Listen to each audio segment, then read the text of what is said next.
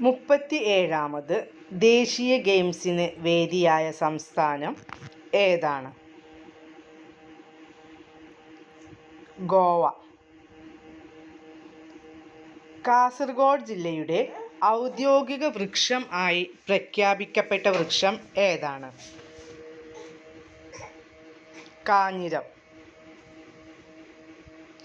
2023 Indian Ocean rim association council of ministers മീറ്റിംഗിനു വേദിയായ രാജ്യം ഏത്?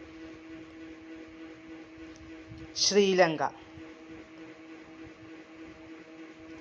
കാസർഗോഡ് ജില്ലയുടെ ഔദ്യോഗിക ജീവി ആയി പ്രഖ്യാപിച്ചത് ഏതിനെ?